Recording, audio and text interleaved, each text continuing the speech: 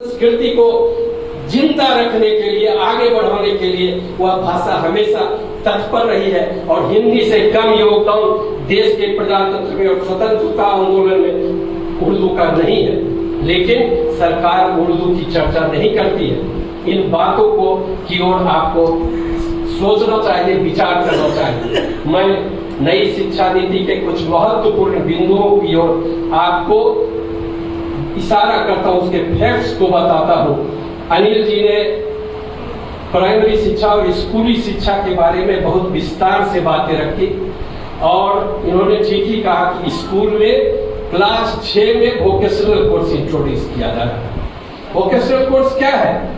बढ़ईगिरी करना, जूता पॉलिश करना, कुम्हार का काम करना और तमाम जो छोटे छोटे वर्ग है जो जातियों के आधार पर आज तक इस समाज में चल रहे हैं, उसको बढ़ावा देने का एक तरीका है। वो 6 साल क्लास 6 पढ़ के कोई वोकेशनल कोर्स करके बहुत बड़ा जॉब पालेगा, शिक्षा पालेगा, यह सरकार का मकसद नहीं है। सरकार सबको पढ़ाना नहीं चाहती है। क्लास 8 में कहा था कि हम फॉरेन लैंग्वेज पढ़ रहे हैं। अरे पहले अपनी भाषा का तो ज्ञान दो, भाषा का ज्ञान दो।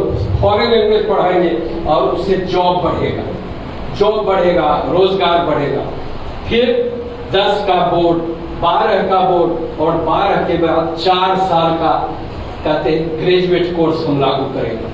आप जानते हैं, अभी अभी आप लोगों ने अखबार में देखा होगा कि बोर्ड के नंबर के आधार पर जो सेंट्रल यूनिवर्सिटीज में एडमिशन होते थे उसको खत्म कर दिया गया और सेंट्रल यूनिवर्सिटी एंट्रेंस टेस्ट लागू किया गया है।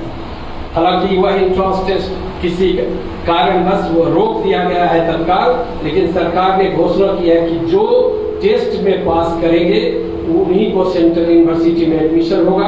हम बोर्ड के आधार पर, नंबर के आधार पर सेंट्रल यूनिवर्सिटी में एडमिशन नहीं लेंगे।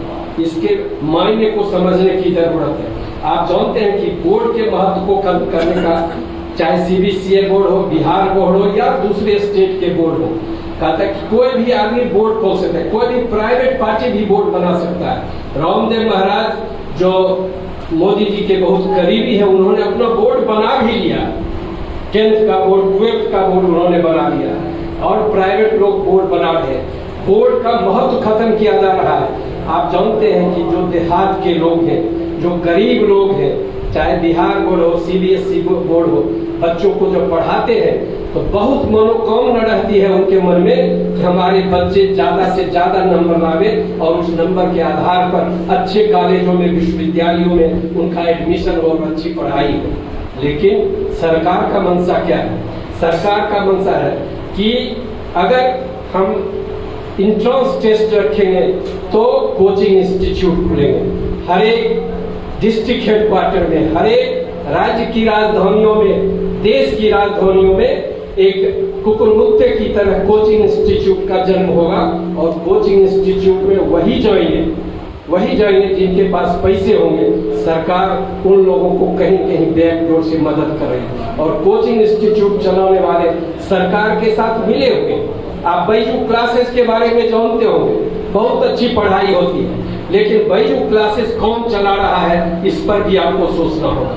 इसीलिए जब कोई कॉम्पिटिटिव एग्जाम होता है, नौजवान जानते हैं कि एक बार उनका क्वेश्चन लीक होता है, दूसरी बार जब एग्जाम देते हैं तो क्या क्या गेटिंग सेटिंग होता है, किस तरह से होते हैं, वह आज छुपी हुई चीज नहीं है। तमिलनाडु में नीट के एग्जाम को खत्म करने के लिए स्टेट असेंबली में एक्ट पास किया गया है कि नीट के एग्जाम में जो मेडिकल एग्जाम होता है उस एग्जाम को में कॉम्पिटिटिव नहीं होना चाहिए, उसमें बेईमानी होती है, सीट बेचे जाते हैं और गरीब लोगों को उससे बाहर करने का वह एक तरीका है।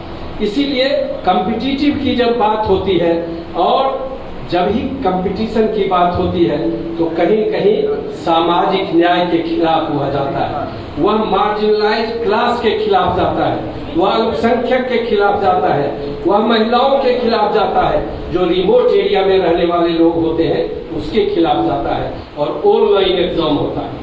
ऑनलाइन एग्जाम होता है आजकल, कोरोना के बाद ऑनलाइन का बड़ा सिस्टम चला है, उस पर हम अलग से बात करेंगे। लेकिन ये जो एग्जाम है वह छांटने की